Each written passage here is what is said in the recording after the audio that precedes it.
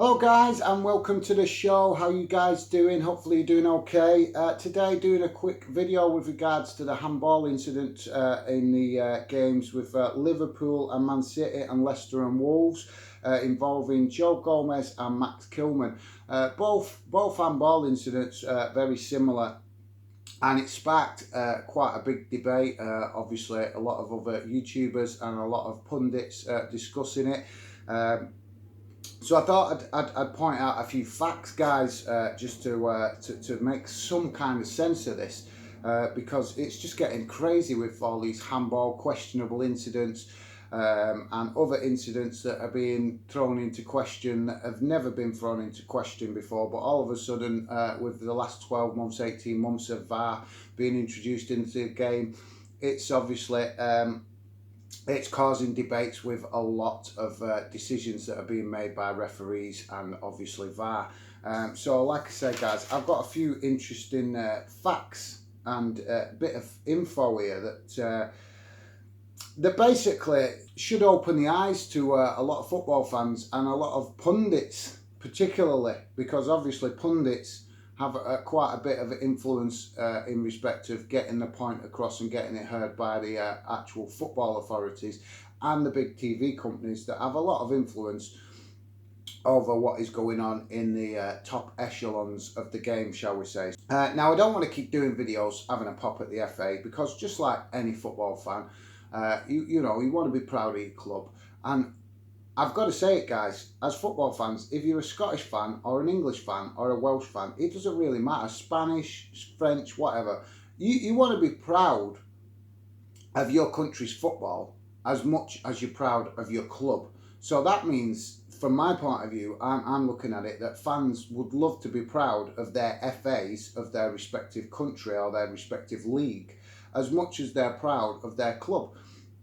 Don't get me wrong, I'm not saying everything would be perfect, but you'd like to have some pride in the FA that is running your football league and say, yep, they do they do the best they can, and they try to run the league fair. But obviously, many fans know, as I do, that most people don't feel like that, and the reason is because the FA keeps doing things and making decisions that make us criticise them and make us not want to think of them in a positive light.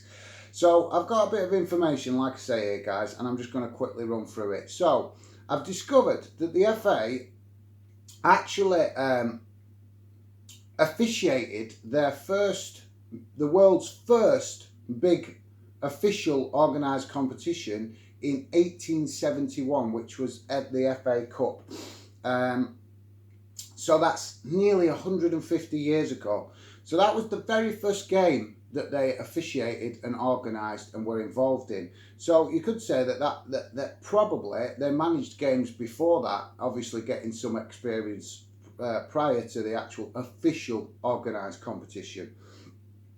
So since that time period of 1871, here's a few facts for you guys. So pitches have improved, football boots have improved, stadium facilities have improved, there's lighting in stadiums now that never used to be there, referees now have technology to help them, as well as the linesmen to assist them where necessary, and also the speed of the game has improved.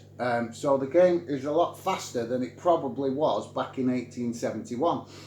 So with all these things in mind, and the fact that the FA has now been officiating games for nearly 150 years, because next year it will be 150 years since the anniversary of the first official organised competition, then the question has to be asked, why is it that the FA, after 150 years of managing and officiating games, why is it that they are still confused with the handball rule?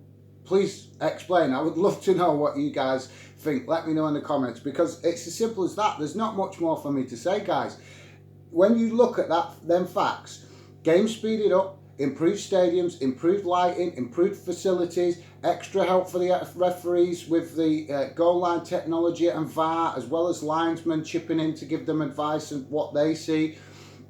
Then you know, and plus nearly 150 years of experience, and yet we are still having questionable decisions about handball. Don't get me wrong, guys, there is always going to be the odd handball that might be 50-50.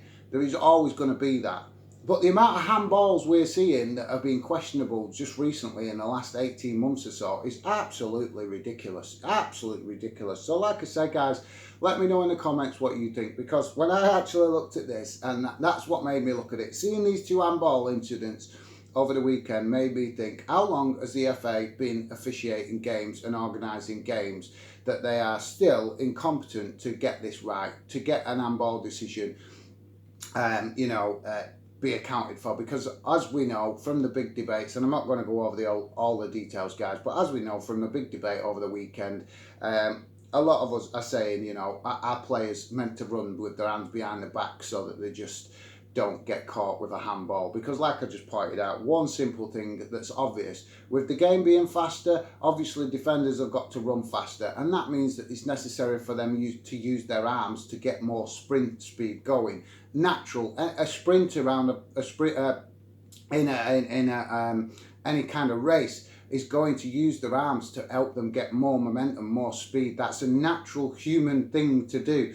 So how is it that we are having the FA, that was officially organising games for nearly 150 years, can't take that simple fact into account, that the human body naturally needs to move the arms to obviously increase speed when you're running, and that's not being taken into account. It beggars belief, guys. It beggars belief. I'm not going to go on about it anymore. Let me know in the comments what you guys think.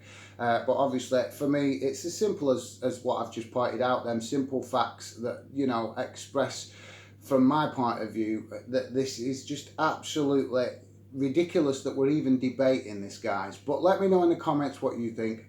I would love to hear your thoughts and opinions, and hopefully you guys will join me on future videos. Don't forget to hit that subscribe button, and thanks for joining me. Take care, guys. Bye for now.